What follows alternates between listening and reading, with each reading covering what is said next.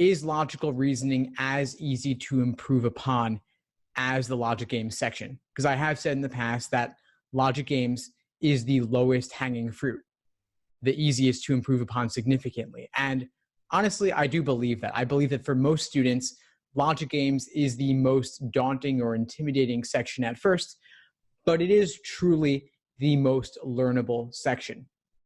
Logical reasoning, I would say, is kind of in the middle between games and reading comprehension in terms of its improvability.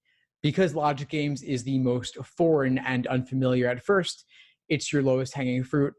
Reading comprehension on the other end of the spectrum is hardest to improve upon on average because your reading skills you've been cultivating over the course of your entire life.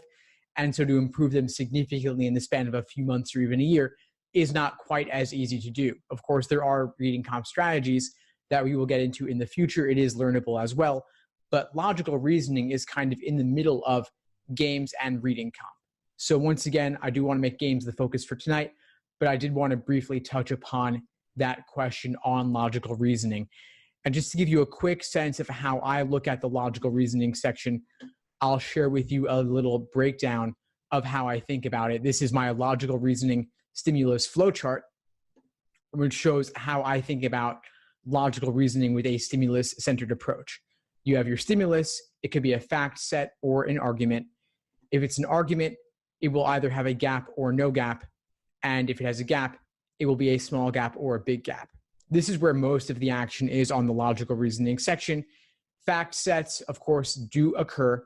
They typically are associated with inference questions, most strongly supported, must be true, and cannot be true. So those are question types where you're not looking to point out flaws or gaps in the argument because there is no flaw or gap in the argument because there's no argument. Just a fact set, a bunch of information. Maybe you make connections between different parts of the fact set. Maybe you just paraphrase the information in the fact set. That's not the most complex question type that you're dealing with there. No gap arguments pretty much never happen on the LSAT because no gap arguments would be like A requires B, B requires C, therefore A requires C, totally airtight, can't strengthen it, can't weaken it.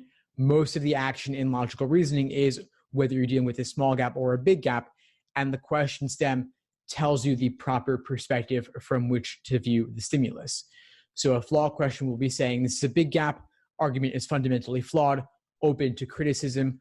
On the other hand, small gap arguments, you have a situation where they're saying the argument's not fundamentally flawed, rather the arguer simply did not bother to explicitly state all underlying assumptions that they were considering. So this is my logical reasoning framework. And once I broke it down for myself this way, the section became a lot more manageable.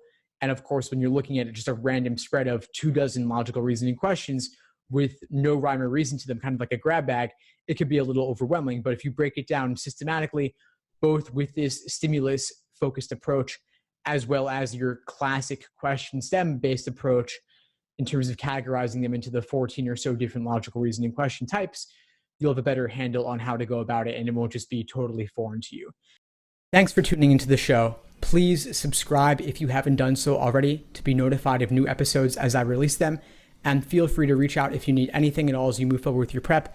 I'm happy to help however I can. In the meantime, I'll wish you all the best and take care.